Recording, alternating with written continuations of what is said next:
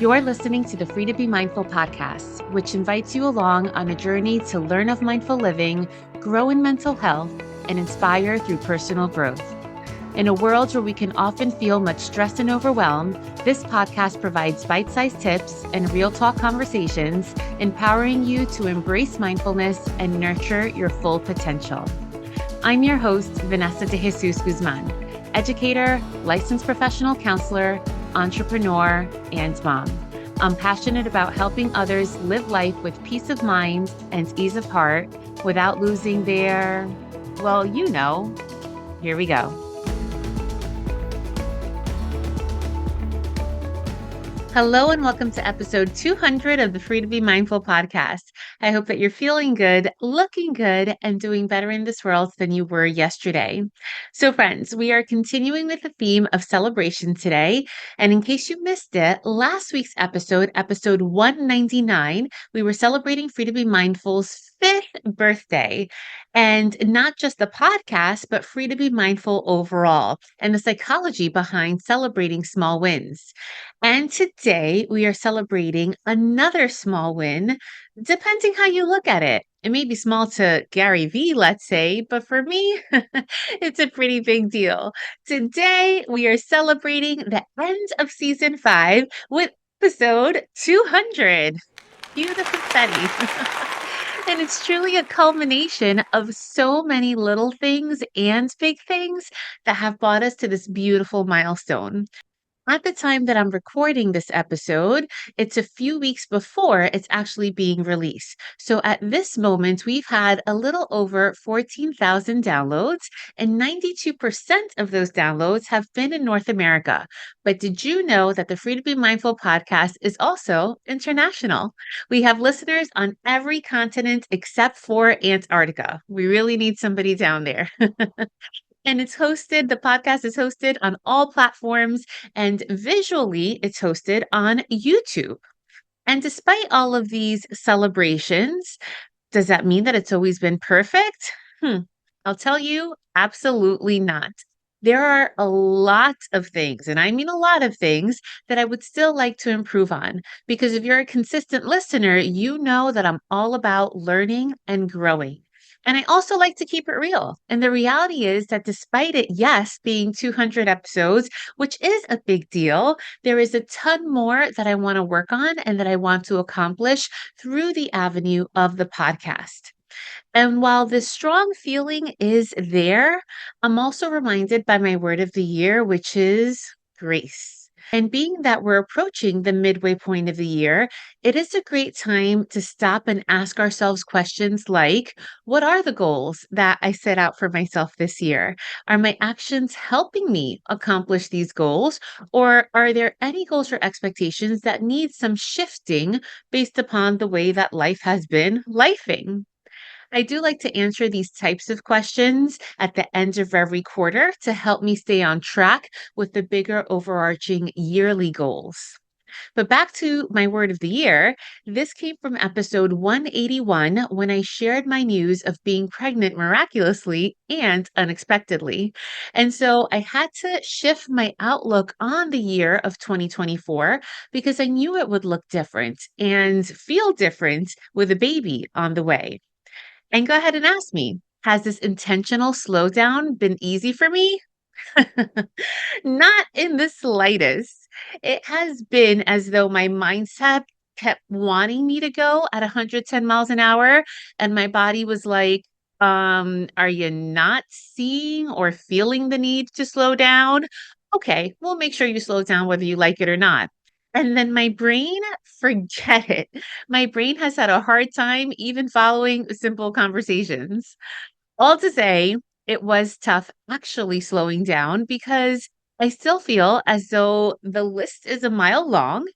However, I will share that I have had more grace with myself, more than I thought was even possible. I have surprised myself throughout this journey.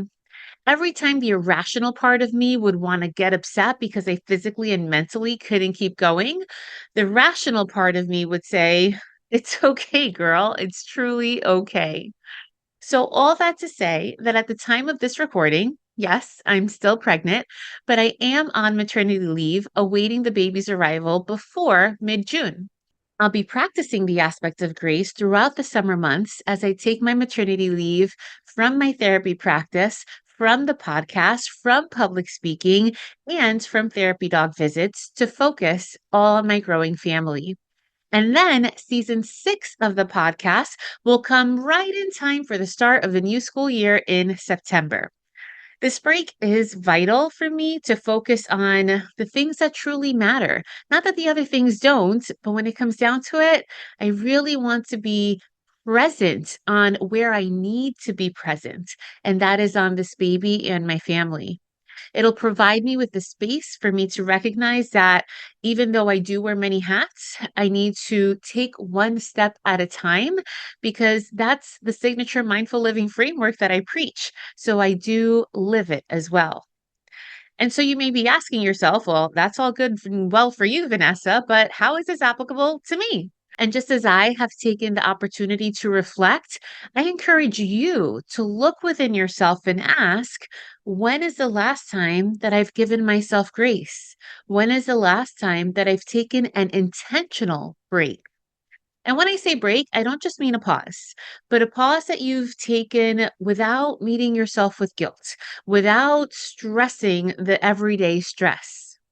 And if you find yourself struggling up to come up with answers to these questions, trust me that you aren't the only one.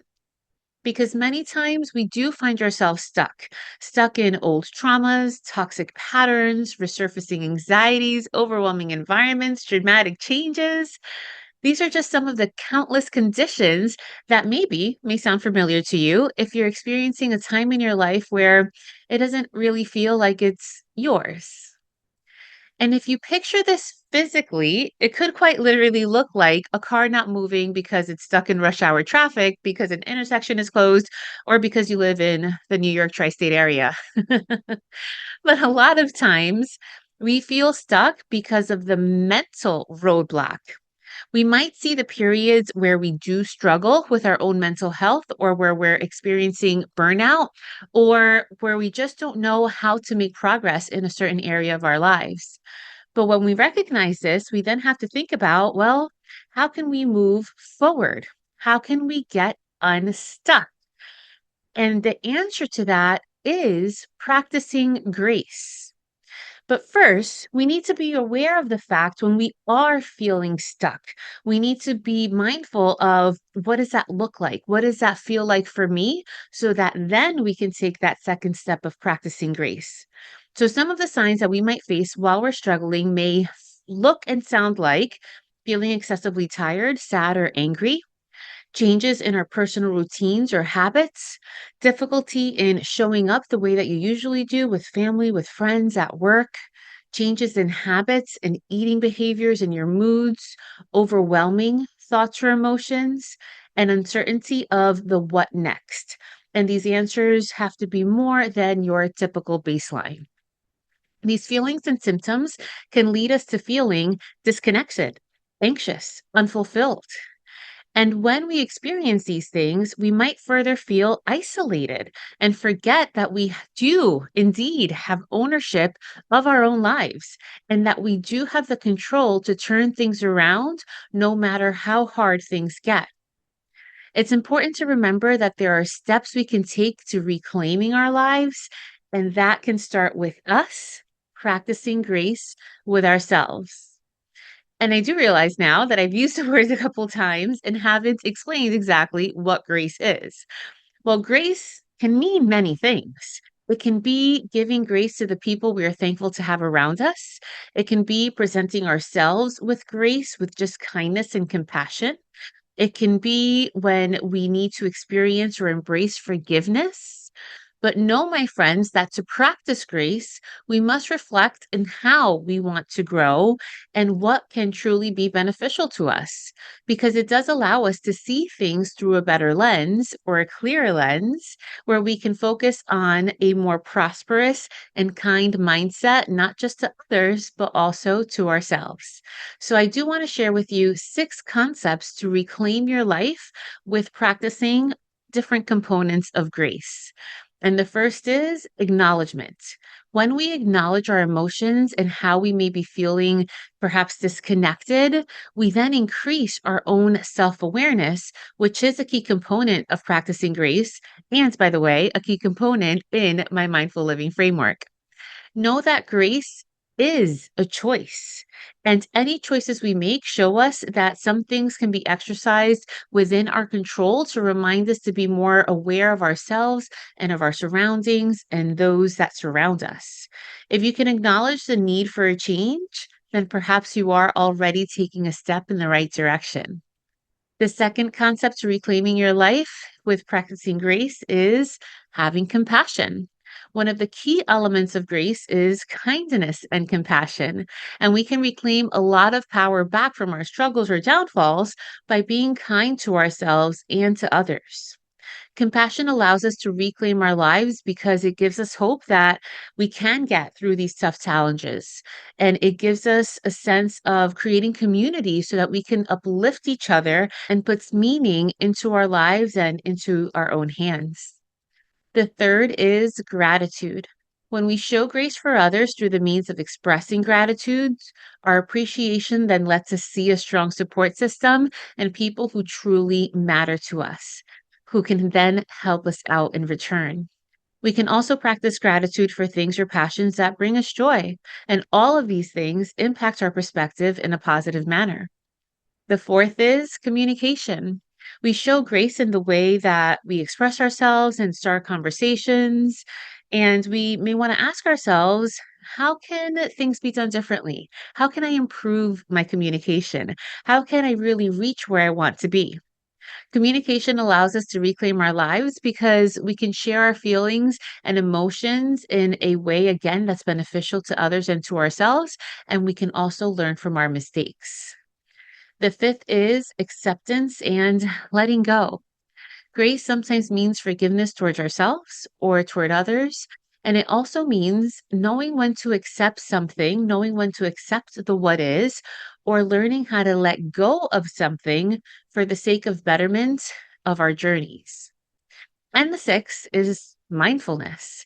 When we are more aware of our mental health and our physical sensations, we draw more awareness to the present moment and how it can guide us to respond to changes in a more engaged and purposeful manner.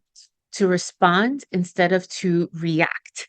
And this relates to showing grace to our self engaging inner selves and our roots. So, my friends, as we wrap up this episode and celebrate the conclusion of season 5, let's take a moment to reflect on the journey we've shared and the milestones that we've achieved together. For me, celebrating episode 200 is a testament to the power of small wins, just like we talked about in episode 199, and the collective effort that has brought us here. I really do appreciate, as I always say, you tuning in and you downloading the episodes and you sharing it with your friends who may also benefit. And know that as I prepare for a season of grace and growth with my impending maternity leave, I encourage you all to reflect on your own journeys and think about how you yourself can continue to learn and to grow. So, friends, ask yourself for today's guided meditation how you can incorporate grace into your own daily lives, whether it's through acknowledging your own feelings, whether it's acknowledging your feelings and practicing compassion, or perhaps just taking a much needed break without guilt. Remember that grace just isn't about giving yourself a break. It's also about embracing the journey with kindness, with an open heart, with mindfulness, and recognizing that every step, no matter how small, contributes to your personal growth. As always, thank you for being a part of this incredible journey. I look forward to reconnecting with you in season 6 in September, refreshed, hopefully, and ready to continue our mindful living journey together.